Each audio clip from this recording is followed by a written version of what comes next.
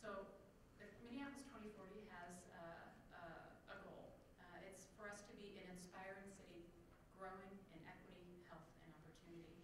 And this mission statement was adopted just yesterday by City Council, along with a resolution directing staff to begin the update of the comprehensive plan. We also adopted some values to guide our work. The comprehensive plan can't be everything to everyone, and so one of the things we need to talk about is, well, what is the comprehensive plan for? It's really about the built, natural, and economic environment, and will be guided by these values: growth, equity, sustainability, livability, competitiveness, and good government. We also have some civic engagement goals. We've developed a robust engagement plan and strategy for this process, and it has these goals: to engage in meaningful and relevant dialogue, to have inclusive representation at the table, to give everyone access to information and opportunities to engage, to make it an empowering experience where your contributions are heard and have an impact on the process, and of course also to effectively use city resources.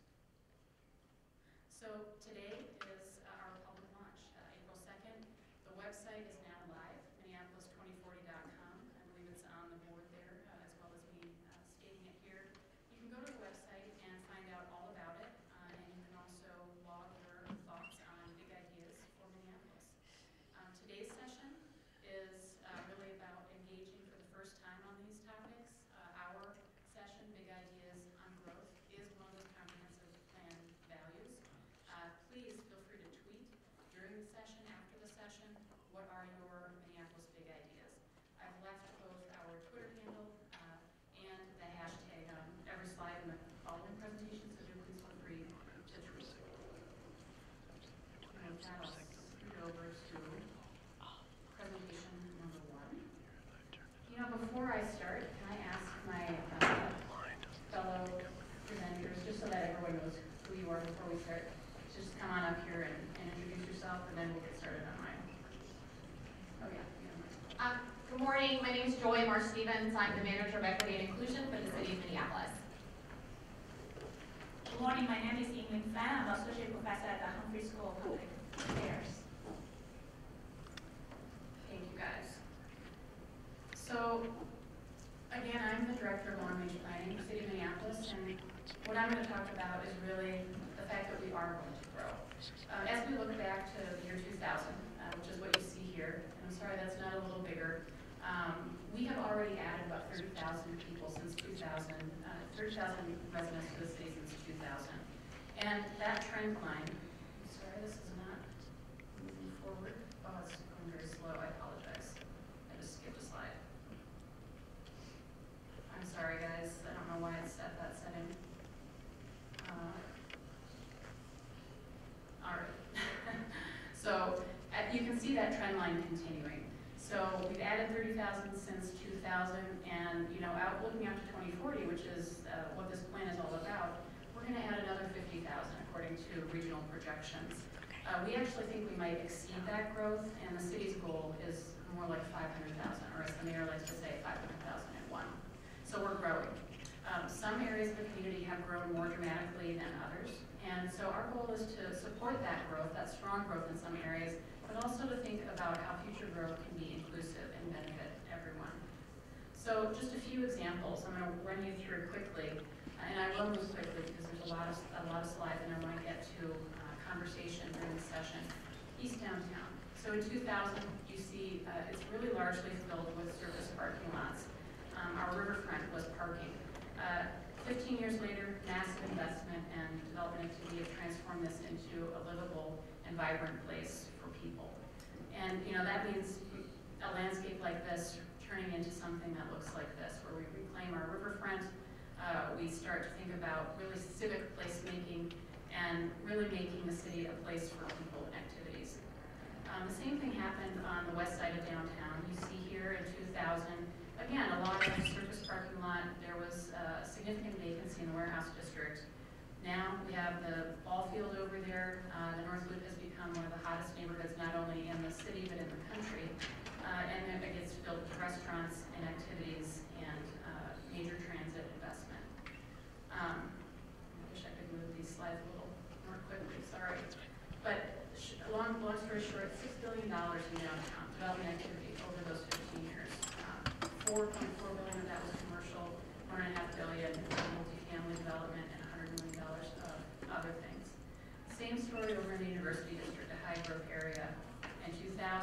surface parking.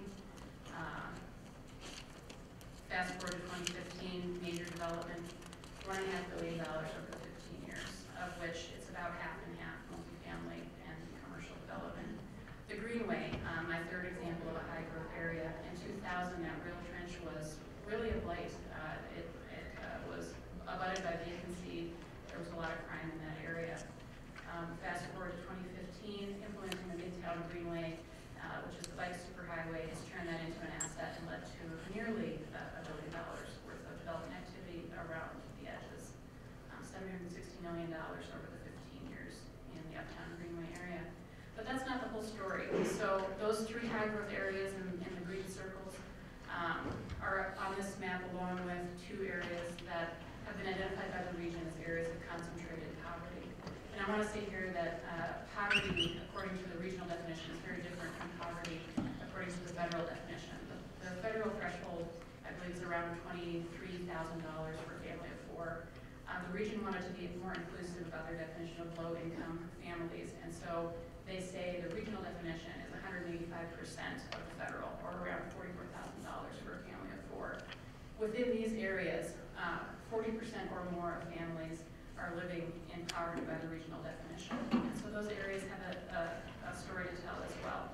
Some of them are seeing a lot of investment in their own way.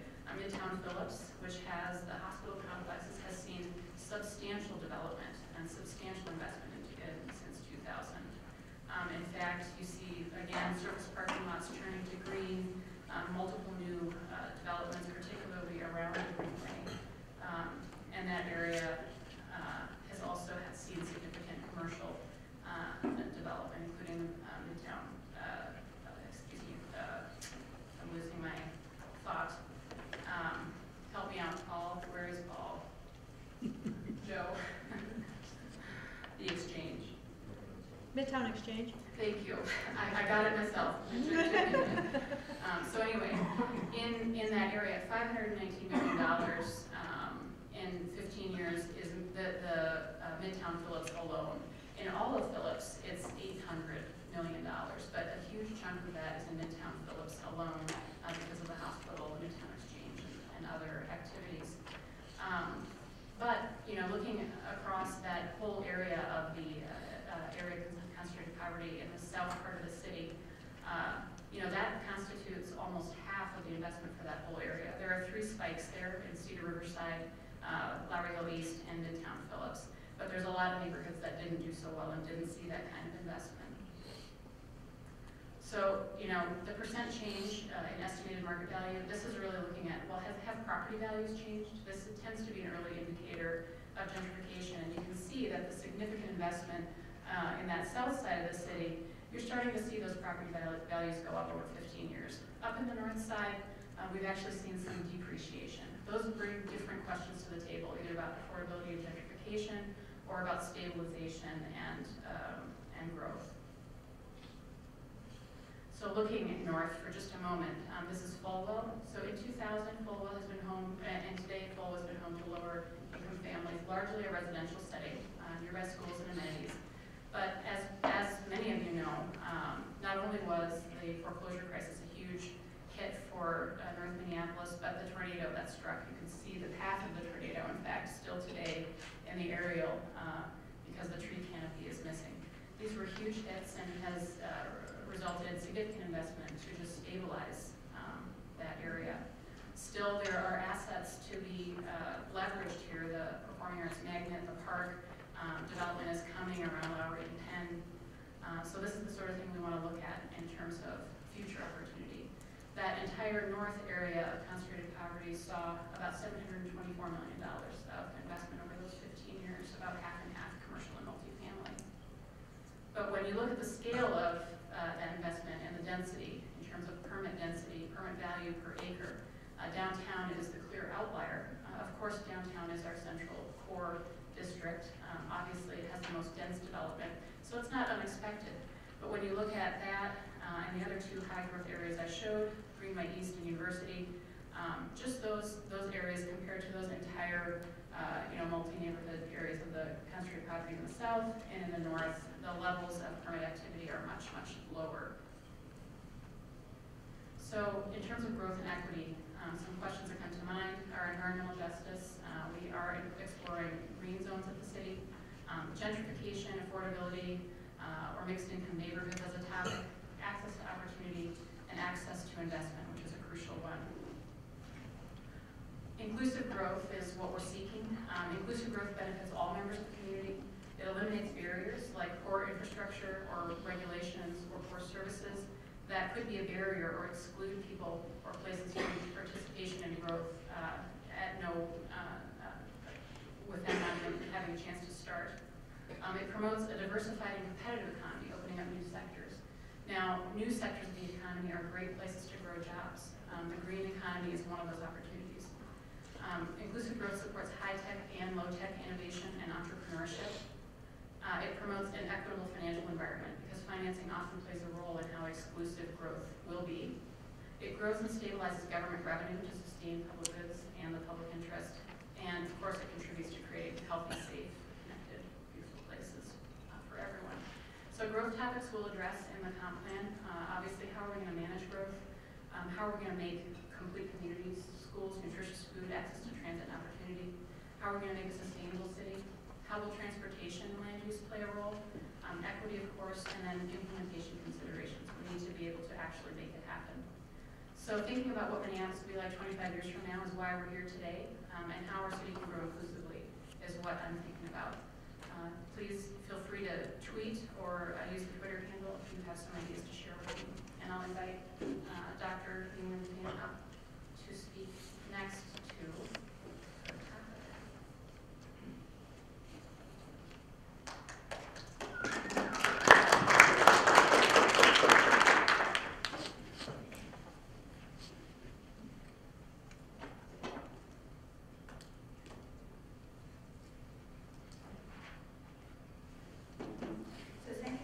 Kirsty, for your opening presentation. So my presentation today specifically talk about the relationship between central city growth. So Minneapolis is a central city.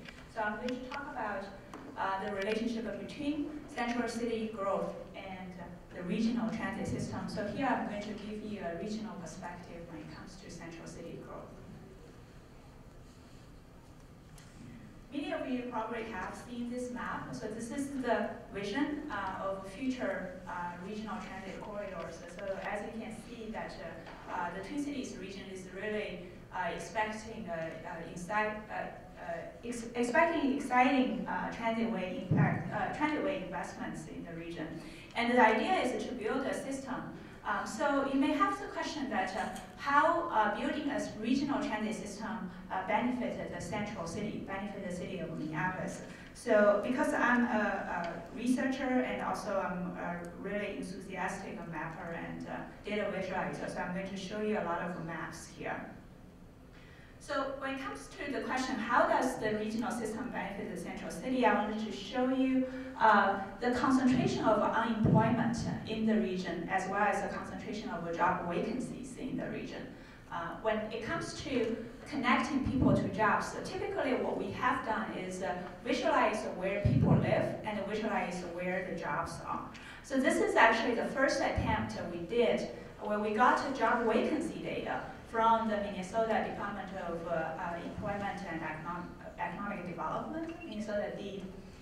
Here you can see that the orange dots are locations of job vacancies, and the green dots are locations of concentrated unemployment. So it's quite obvious, as you can see, there is a correlation between poverty and unemployment.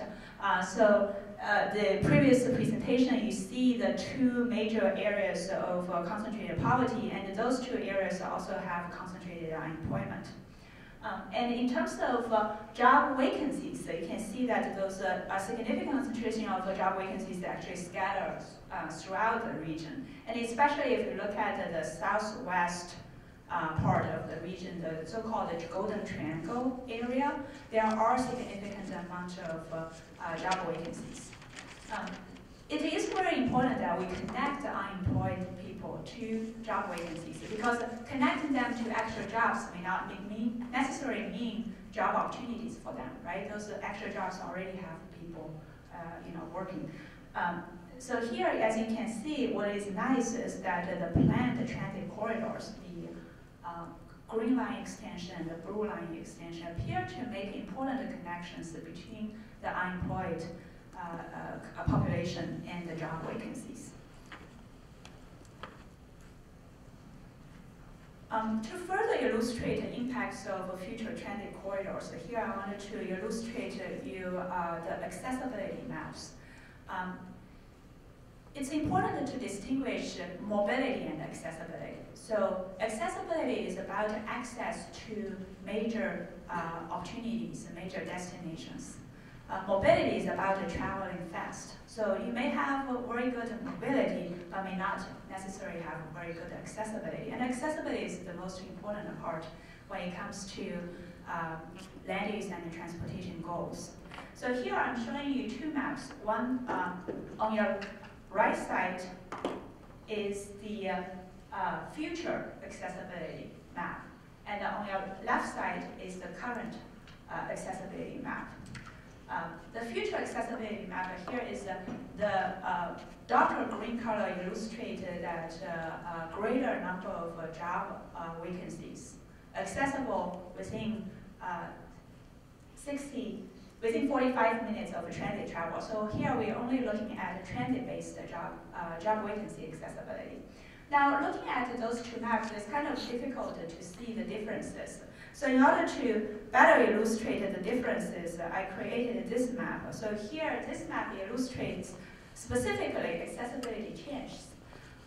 The locations with greater accessibility benefits are illustrated in darker red, and the locations showing no accessibility change or weaker accessibility change are shown in pink or gray. So as you can see here, there are large local benefits in central cities when it comes to the benefits of regional transit corridors improving accessibility to job vacancies. So far, we have talked about how the regional transit system could benefit central city in terms of connecting people in central city to job opportunities. These two figures here, I'm going to specifically talk about how central city growth might benefit the regional transit system. I'm looking at, so using those two figures, we are looking at the relationship between central city density and overall regional transit ridership. As you can see here, I'm using the national data set. Basically, I include all the urbanized areas in the United States in this analysis. And the figure on your left side shows you the relationship between average regional density and the transit ridership. The figure on your right side shows you the central city density. So basically, if we are talking about the two cities region, so the figure on your left side looks at the overall density in the entire 7-county metropolitan region, and then link that to transit ridership. And the figure on your right side look at the density specifically in the city of Minneapolis, and link that to the regional ridership. And you can see very clearly that central city density plays a much stronger role, much stronger and positive role relating to transit ridership. So essentially saying that central city growth is the kind of growth that we want to drive increases in transit ridership. So that concludes my presentation, and essentially the takeaway messages are very straightforward. First, a transitway system is important for connecting urban population to regional jobs. Second, a strong and compact central city is important for growing transit ridership. So it's really a reinforcing relationship between the regional transit system and the central city growth. So with that, I will turn the stage to George.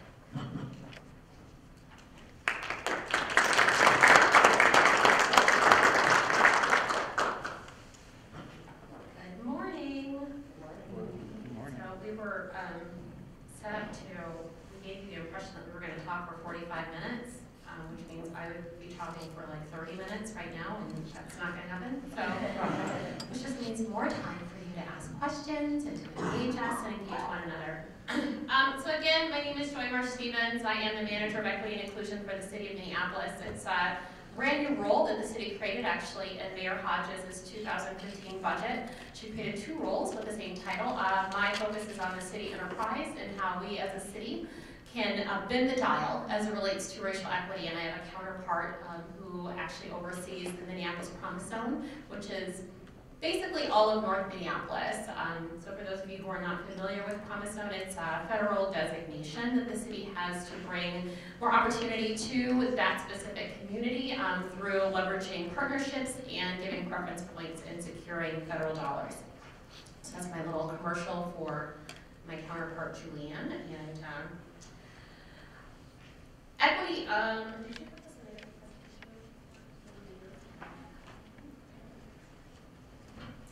Just a second.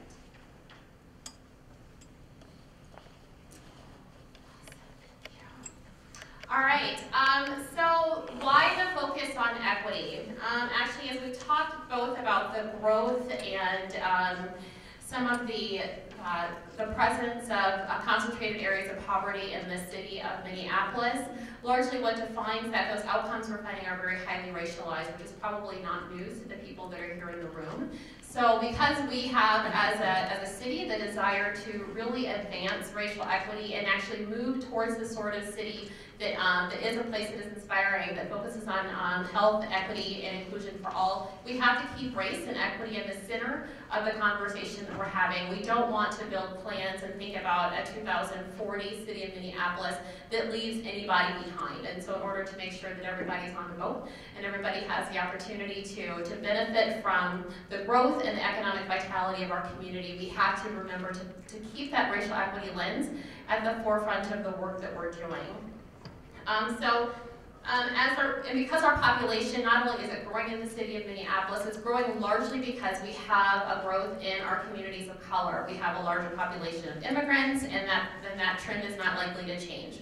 Our population as a nation as a whole is becoming more and more people of color, with multiracial families, multiracial people, but also looking at our white populations becoming more and more the minority in our communities. So building plans and strategies for the future requires us to think about not just how we've always done business as a city, how we've always planned land use, how we've always planned transit, but making some of those changes based on who we are becoming as a city of Minneapolis, in order to make sure that as we look into 2040, we're not leaving people behind, as I said. The current economic model that we have as a city doesn't exactly it actually reinforces a lot of the disparate outcomes that we're seeing those concentrated areas of poverty, seeing changes in the ways in which minorities and Native communities are able to advance and to build wealth, to attain education, to be able to buy their own homes, to be able to access jobs.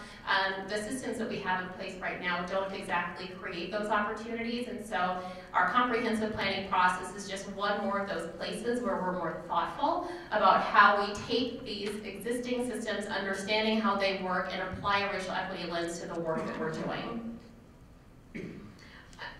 You'll see carved out in the part that Kirsty did how equity is a bucket. It's a value that we take into place, that we place very highly in our city and in the work that we're doing.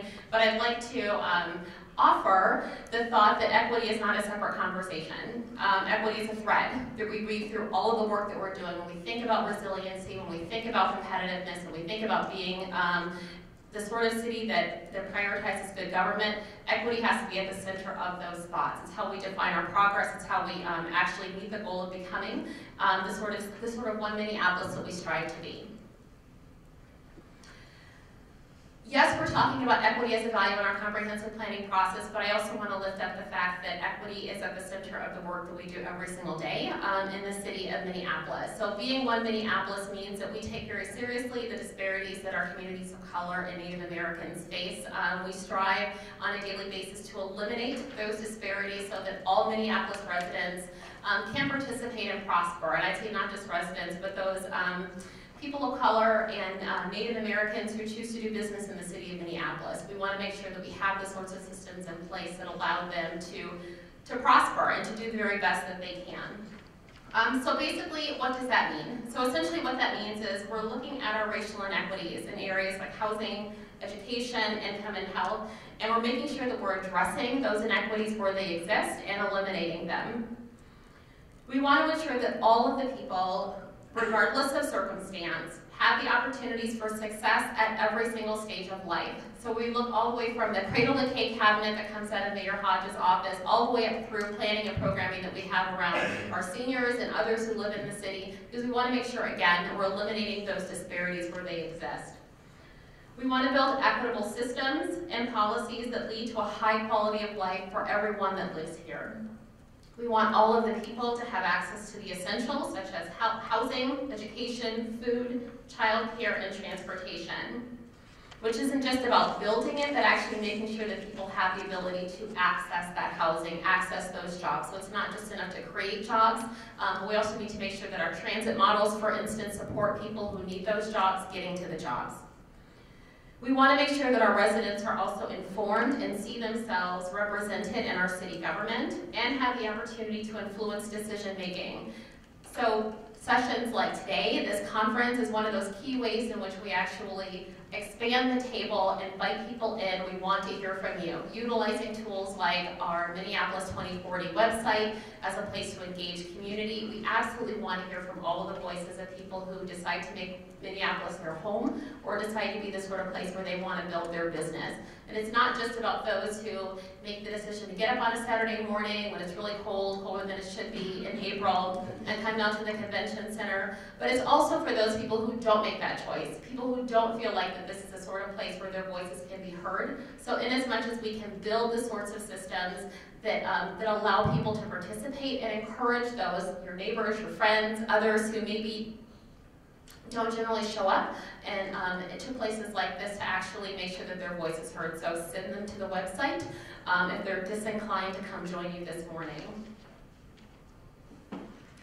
I want to reinforce the fact that, again, equity is not just something that we're thinking about in the comprehensive planning process. It's something that we do every single day. I have the great honor of being the manager of equity and inclusion for the city of Minneapolis and really look at how we structure that work around every single area from soup to nuts, where we can bend the dial, as we can advance the dial as it relates to racial equity. So how are we looking at our workforce? How are we making sure that the city of Minneapolis is a model employer advancing racial equity every single day in the ways in which we do our business? That means looking at our hiring, looking at our practices around the retention of diverse populations, looking at how we're supporting our managers and our supervisors to be able to build a sort of environment where all people feel like they can be successful. Inclusive engagement, again, making sure that we're reaching out in an intentional way, not just to have a transaction with community where you come and you say what you want to say, or we come and say what we want to say, but actually building the sort of model that allows community voice to help shape the process, which is certainly one of the key tenets of our comprehensive planning process. We don't just want to have you come and tell us things or come and tell you things. We want to make sure that it's clear that you have the ability to influence the plans and the decisions that we're making. From a supplier diversity standpoint, we want to make sure that we're making investments in contracting and procurement that help support small women and minority-owned businesses. So basically, as we think about growth and we think about economic vitalities, particularly in communities of color, their strongest growth is totally in small businesses that are owned by people of color and Native Americans. And so in order for us to build the sort of economy where these communities can be successful, we have to be intentional about how we're supporting those businesses in our every single day work. Safe and healthy homes, ensuring that all of the people in the city of Minneapolis have healthy life outcomes, and looking at health at the broadest possible context and all the social determinants of health, which is not just about access to health care, but it's also people feeling a sense of hope in their communities, people feeling as though they've got the ability to be safe and to navigate their community in a safe way, people feeling as though they, people having actual access to things like jobs, to good education, so that they can live their most viable lives. And then lastly, looking at equitable justice. So through the work of our city attorney's office, our police department, our code enforcement areas, making sure that we're removing those barriers and that we're not having disparate outcomes based on our work on communities of color. Equity in the comprehensive planning process is largely in the same way. It's looking at all of those areas and those facets of the comprehensive plan that are defined by the Metropolitan Council and making sure that we're applying a racial equity lens to that work. So it's not innovation, so it's innovation that's separate and distinct from equity measures. If we do that, then we're only going to continue to exacerbate those outcomes that we have now. We don't just want to think about what's new and shiny as it relates to land use or transit planning. We want to make sure that those plans that we're doing, again, keep racial equity and the needs and the outcomes of all people who live in Minneapolis at the forefront of the work that we're doing. We're very fortunate to be in a city that is both growing in diversity, but also economic viability at the same time.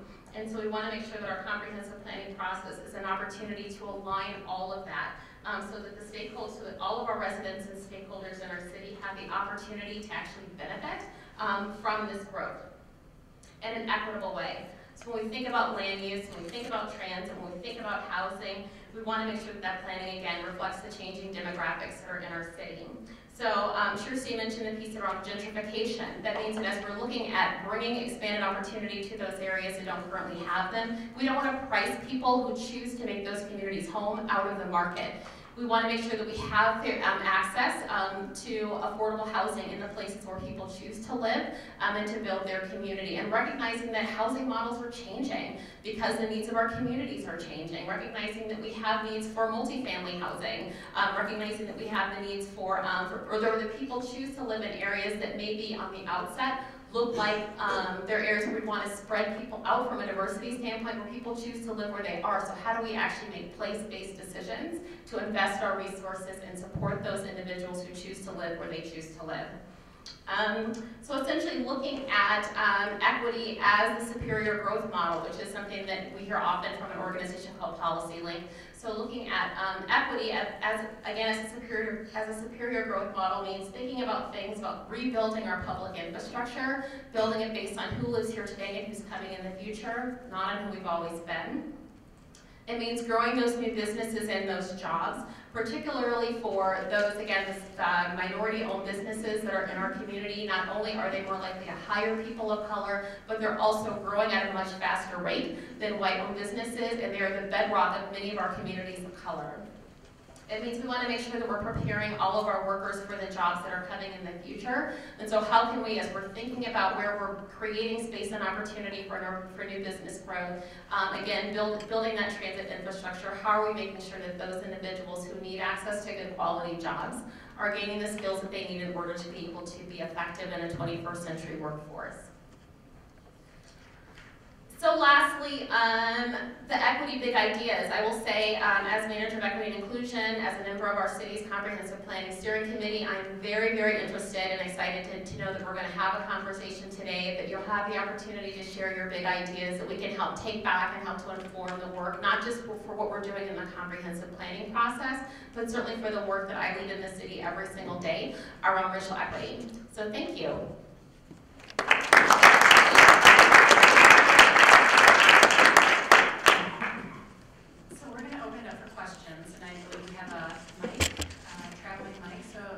Raise your hand and the mic will come to you. All right, let's start over here.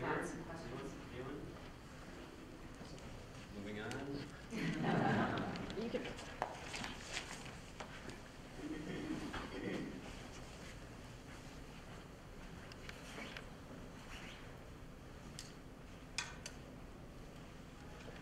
Hi, my name is Dennis Toole. I live in the Armitage neighborhood. I have a few questions, I guess.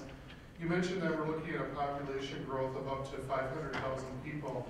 And not to sound like a nativist, but do we want that many people? You know, you make it sound like it's inevitable that it gets to that size. And so that leads to a number of concerns, because it seems like, okay, these people are coming in, well, what happens to them? For instance, where do they live? So we've seen in other cities, not just affordability, but space. You know, those areas that are marked by poverty, North Minneapolis and South Minneapolis, those are going to be the places where these folks live. And I think it's going to push out the people that live there now. And so how how do you maintain affordable housing for people who live here now? You know, we're seeing it happen, I mean, we saw it happen in, larger cities, obviously, like San Francisco. We're seeing it happen in real time in Seattle with Amazon, and there's real brushback in that city now where people, their transportation can't handle it, and people don't want that many people there. So I'm concerned about what we kind of do with the current residents, how we help them, you know, how we keep affordable housing, how we keep Minneapolis affordable so that we're not pushing them out further and further. Plus it's harder in that, and then there's debate about mass transit. We're seeing with the rail lines, not everybody wants the rail lines. So I guess I'm looking for more thoughts on the consequences of our population exploding that much as far as how we help the people who currently live here and how we accommodate their life and keep Minneapolis affordable for those folks. Thanks for the question. I'm going to stand up because I can't see people over here. Yeah, you nailed it. I mean, that is the reason for doing a comprehensive plan where we really do look at housing at the same time as we look at transportation. We look at that at the same time as we look at population growth. And we think holistically and comprehensively about the city's future. One thing I would direct you to, just interestingly, on the city's website, there's an initial blog posting that says, we're growing. The growth is projected to happen. So I think we're already at a point where we're saying we need to focus on how we're going to manage the growth, not do we want to grow. We're definitely going to grow. So then you start to think, well, gee, we were once a city of 500,000. There's actually a lot of opportunities still in the city today, a lot of vacant land up in North Minneapolis, vacant property up in North Minneapolis. Those should be bustling residential neighborhoods again. And we have that opportunity. We also have a lot more opportunity today, I think, a more appetite, certainly, for density. And that's what you've seen in the downtown core, the university area, is a lot more appetite for density. And density creates not only room for a lot of folks, but at an affordable rate. So those are some initial thoughts, but I think, you know, we don't have the answers today. We're literally launching today this plan where we want to do the research, we want to look at what's on the books, we want to meet experts, we want to talk to the community and start shaping that conversation about making decisions. And so that's kind of why we're here. Maybe I may follow up, I don't know. But. John Himmelson, I live in Fulton. Two suggestions. Do you want to? I can't see people on the second row, sorry. Let's come out here.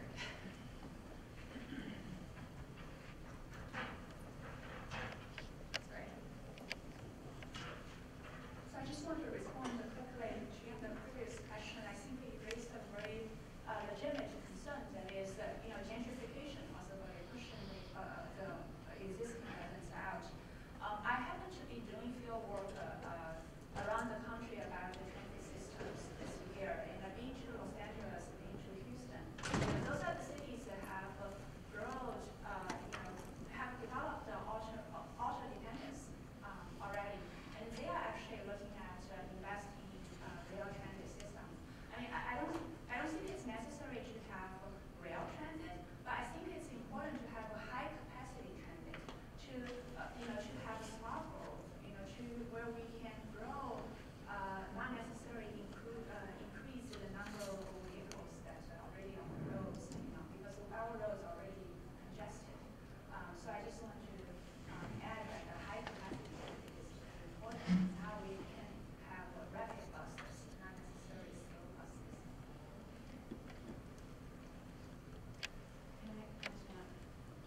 I want to make sure that I think you mentioned that you do research at the university, but Dr. Fan is actually a leading thinker on these issues.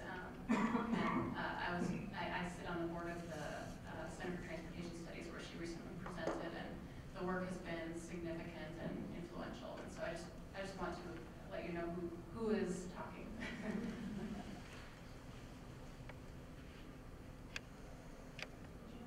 John Himmelson, I live in Fulton. Two suggestions. Early in your discussion, you mentioned surface parking lots near the downtown, and they've been sitting there for years. People torn down buildings, converted them to a low-intensive use, and they pay low taxes. I personally suggest changing the tax code on surface parking lots to make it an incentive to do something with them.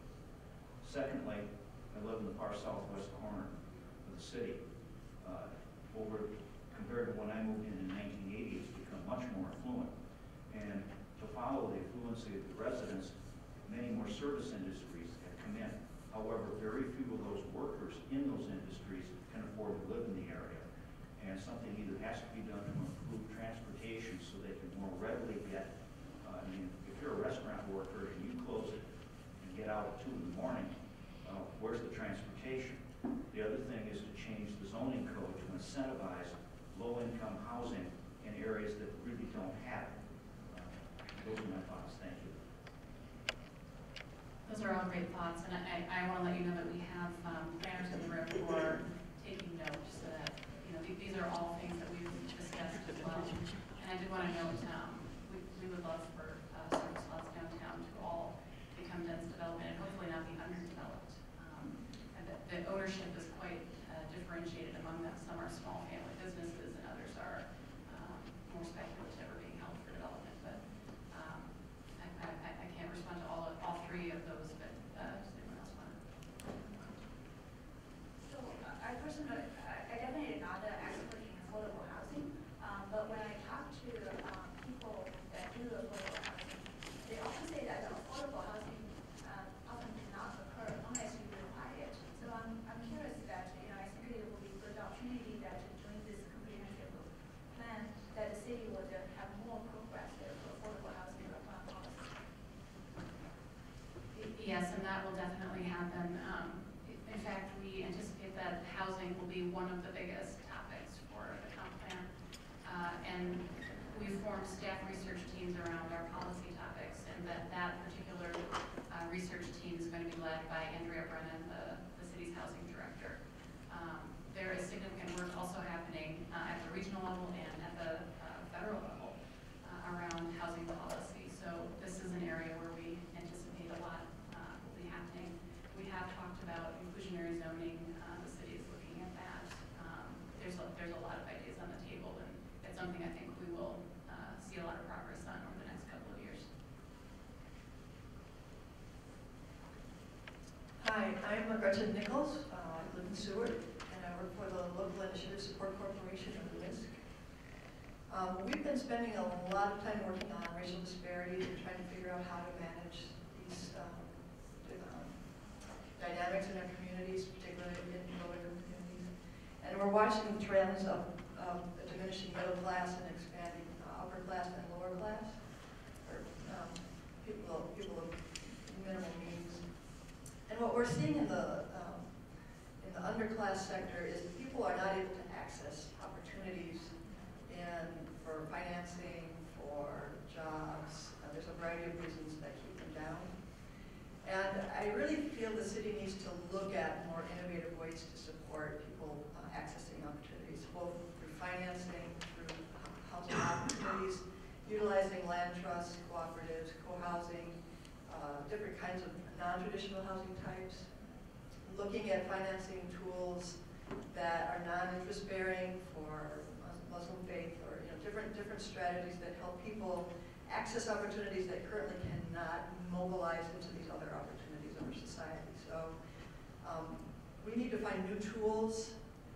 The tools that we have don't work for everyone, and we need to be much more intentional and leaning in a lot more to supporting those parts of our society and community.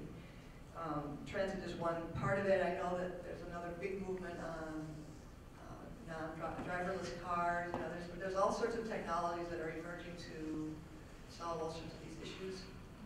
But I feel like the city is in a moment to really grapple with a lot of these difficult challenges, and I just want to support you in that, and LISC is a partner, and we want to help work with you on all of these things. I really appreciate the comment, and I feel like you said, you noticed in my presentation one of the barriers or one of the automatic exclusions from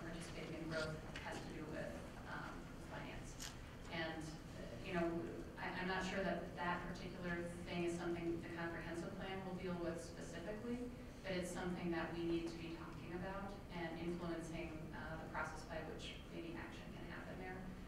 100% agree with that. And I had one other thing I was going to mention in response to your comment, and now I've lost it. The regulatory environment with that kind of restricts people living together. Yes. Some of those dynamics. Some of those things, yes, absolutely, absolutely. And I think that's really the key. Oh yes, I recall you talked about cooperatives. We have some local examples, of community members coming together to buy property, and then being the beneficiaries, and having the community be the beneficiaries of the development that happens there. And those are the kinds of models that absolutely we should be supporting and then modeling others after, because part of being the beneficiary of growth is really having the ability to directly participate. And so those are big questions. And one other thing came to mind, I remembered what it was, about the sharing economy. And the sharing economy, you know, there certainly is ride share, car share, and now there's going to be autonomous vehicle stuff coming, the transportation topics. But there's also, you know, a lot of lending that's happening through Kickstarter, through other means.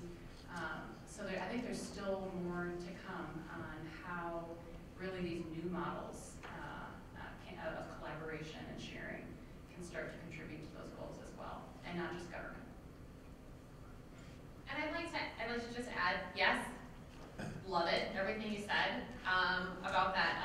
And then also want to just kind of echo the point about like where the city sort of shows up in that, but then also recognizing that yes, we are at a time as a municipality to really be thinking about how we can take advantage of this moment and really addressing maybe the issues that we're facing, but then also our responsibility and our opportunity to work with other jurisdictions in order to help make sure that we're all collectively thinking about facing these challenges together. I know the city has played a role actively in many communities, and we're thinking about particularly the African American community. I have had the opportunity to sit at a couple different tables with African American community leaders who are thinking about how do we actually do some of the work that you're talking about, like how do we actually invest in some of these properties ourselves and create and expand and build wealth inside of our community. And then also how do we leverage the moment that's happening at the Capitol with Governor Dayton and his intention of actually placing resources and closing a lot of these racial disparities in our state. And so supporting legislation that's happening at the state level that actually rolls resources into building capacity in organizations that help to support the growth of minority-owned businesses, support job skills training, things like that. So where we can move the dial, we continue to move the dial, but then also how do we work with others to make sure that they're building capacity to be able to do the same thing, so that we can all come together and hopefully close those gaps.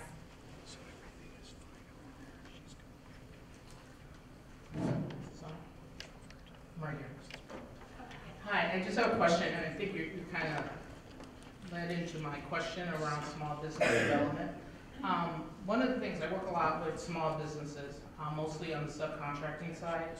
And one of the challenges that they see, and I'm glad you're having this session today, because one of the biggest challenges they have is that with the city, there doesn't seem to be, when there's goals on contract, if there are goals, first of all, there should be probably more of them on more contracts on the procurement side.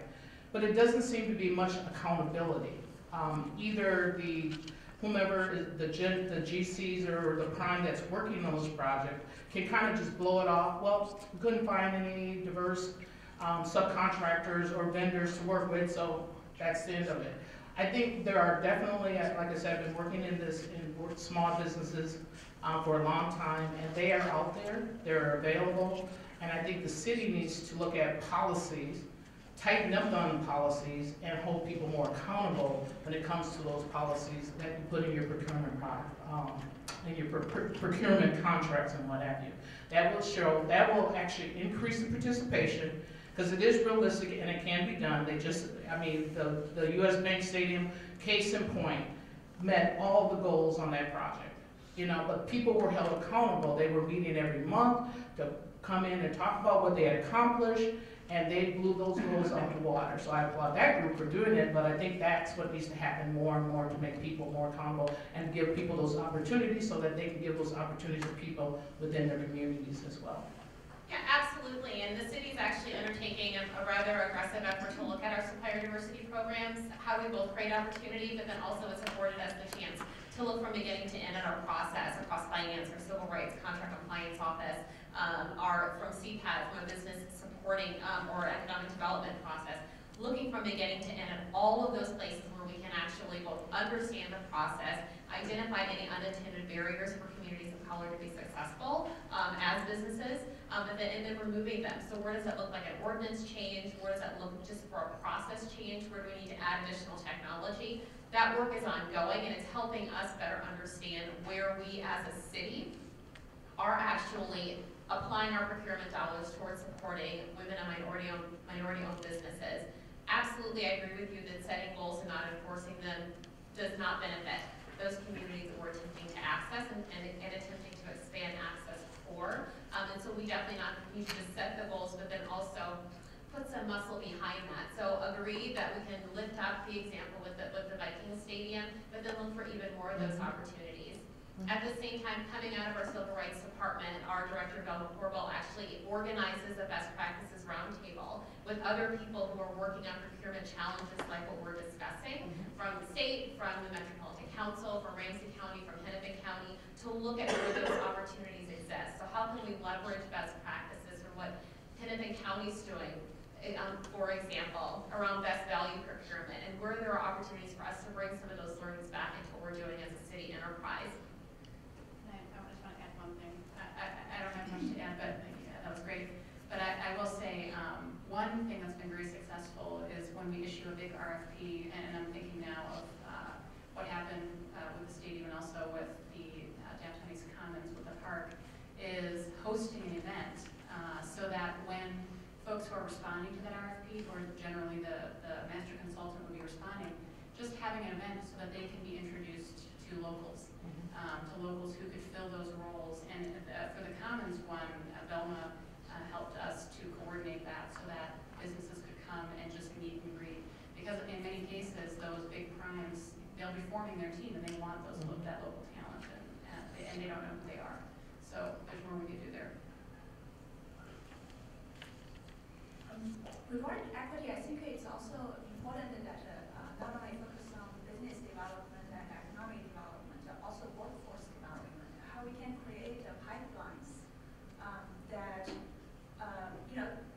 for example, like one of the areas that we have been looking at is that there may be occupations that doesn't require long-term training, but still intensive training, right? So those may be the kind of occupations that sweet spots for workforce development. So I'm curious of whether the city's comprehensive planning efforts include specific workforce development components. So we will have we do have a chapter. We will have chapter on economic development, and we have a research team on the topic of economic competitiveness, and that's something that they will discuss. In fact, it's being led, or our human capital group is being led by the same person who does workforce development work at the city, and who runs our Tech Hire initiative, which is about really going out to communities that don't have a lot of the high-tech skills and getting folks engaged and getting folks the training, particularly youth, to get into those jobs. So that will definitely be a topic of the plan. All right, we have about 10 minutes left for this session. I know it's 3 questions, maybe 5, 6, 7, 8, 9. There's a lot of need for a dialogue about this, so that's a good thing. We're going to start here. Hi, I'm Jean Greener, and I live in Ward 7. I know demographics show that a lot of the population in Minneapolis is aging. Could you please comment on what the city is doing and how it values middle-income seniors and trying to keep them in the city? We see a lot of the migration maps showing those people leaving. Yeah, I can take that. In fact, last year we did some work about seniors and housing in the city, and specifically looked at, well, we know the top of the market is taking care of itself. You have, in fact, a huge influx of our senior population now living on the banks of the Mississippi River downtown. That top end is taking care of itself. But what we did is we conducted a study and we looked at, well, what are the conditions that are appealing that seniors who want to live in the city are looking for? That's one question. The other is, well, who wants to stay in their home and what are the strategies around that? On the first count, what conditions are they looking for? It has to do with access to transit, walkability, and easy access to healthcare, medical care. And so we really did, it was just a mapping exercise of saying, well, where do we have urban conditions where multifamily houses have access to transit and easy access to a hospital, a clinic, and so on. And we zeroed in on some areas of opportunity. And I think you can probably find that on the city's website, and if not, you can email me and I'll share that map with you, those opportunity areas. And on the other end of that, what about seniors who want to stay in their home? We began to explore, but didn't make any decisions around it, began to explore really looking at almost subscription-based services. So some of our fastest growing businesses are these kinds of subscription-based services for seniors staying in the home. In some cases, you might have a spouse and you know, their partner has increasing need for daytime care. So being able to have someone come to the home and provide that, or someone to buy groceries, or someone to run errands, or you know, any number of these activities. So those are small businesses that are growing up at a very rapid pace. And now, not in any organized way, but could there be an organized way where you could participate in, maybe this district has a hub and there's delivery, there's adult daycare, there's other things provided. So I think that is a topic that there's a lot there. There's been a lot of thinking about it over the last couple of years, and I could probably even follow up with you offline and maybe provide some resources. And just piggyback briefly, because just visiting people in Austin recently, and they're growing hugely, and you're kind of talking around that, and we're just talking around it, but taxes, both property taxes and in Minneapolis entertainment district taxes. So for 40 years, we planned to live downtown. We worked towards that. We're not low income, but we're not top. And our friends think we are because we live downtown. They laugh at us and they need to St. Paul. And so there are those real specific, how you have all the amenities that you have in both in concrete and entertainment and all that kind of thing, and don't price people out of staying. Yeah, and that is certainly a conversation that's ongoing all the time, because we want to achieve a lot, and but I guess the answer is the more people, the better. The more people, the better, and the more growth, the more compact growth, the better. You're going to have a much better ratio of cost to benefit in terms of infrastructure. That's one of our biggest challenges, is providing, and here's Jenny Hager, who is our Director of Transportation Planning right here, who could probably give us all quite an eye-opening conversation about the city's needs. And so I think we have significant public costs. We need to have more people to share, you know, on the public revenue side. I like the answer. I like the fact that you've given me that answer. I can just kind of just put that out there as one of my reasons for being in a large building and enjoying seeing how many cranes I can see out there. Yes, and I live downtown too. Feel the same. All right, we have 5 minutes left. I have one question over here. You've been raising your hand for a while. Could all of the planning staff that could stick around after maybe raise their hand so people can direct their questions to them appropriately? All right. So we'll move on to the next question. But if I didn't get around to you, we will just direct the questions to them. That'd be great. Thanks.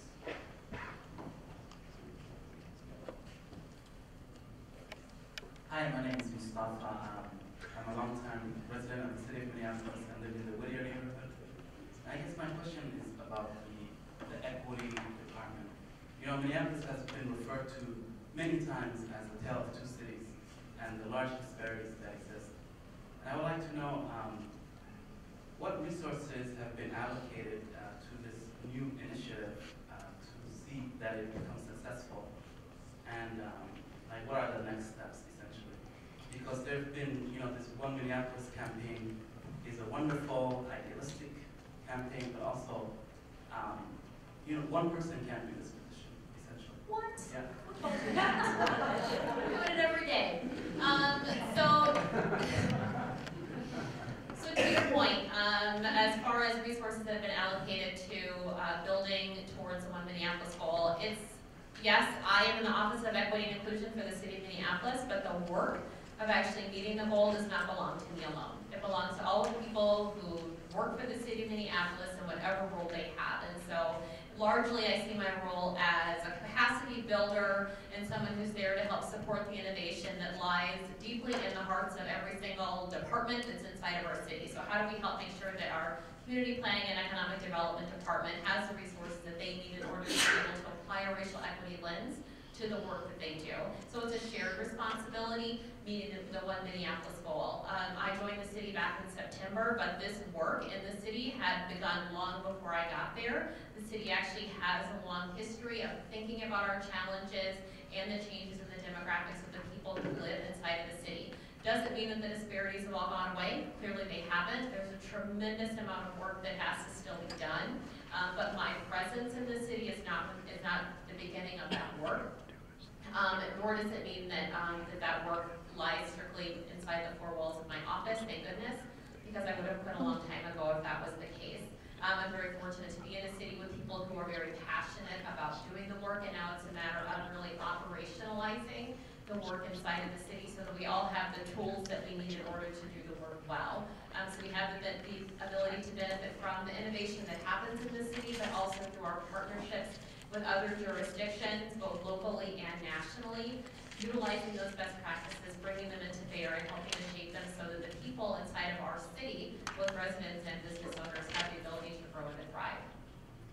And you have people from Richmond as well as a partner? Yeah, I got a city population of about 3,800 employees. They all work for me. I just want to reinforce what Joy just said, that, you know, this isn't the work of one person, although she is a spectacular leader and, you know, and plays that role for our steering committee as well. She is on our comp plan steering committee, but referring to CPED, you know, we updated our business plan to reflect these things. We worked on it for about a year and developed specific indicators and metrics that each of the divisions of CPED is now tasked with. So it guides my staff's work plan. I think it's important also to know that a lot of making progress on these issues has to do with being able to measure our progress on these issues. And so another big push in my division, which is really the research hub for CPED, is procuring data and developing tools. And I see Brian Schaefer back here. He was on a team that developed this year something called our housing inventory, which uses Tableau to visualize data about our housing stock and really look, we can now spatialize and understand, you know, where is housing affordable for people at 30% area median income, at 50%, at 80%, and what types of housing are available. So do we have a shortage of family scale housing at 50% AMI in North Minneapolis? We can now tell you the answer to that question and then direct resources to begin to work on that problem. So I think, you know, setting up the framework of tools and resources so that we can, as a city, be empowered to start taking action and making policy decisions, that's what it's all about. And I can guarantee that work is underway. All right, it is noon, so I guess I want to give you three all a chance to wrap up, and also remind everyone that the Minneapolis 24 website is up and running, so should give you a good place to continue this dialogue. So, you want to wrap up?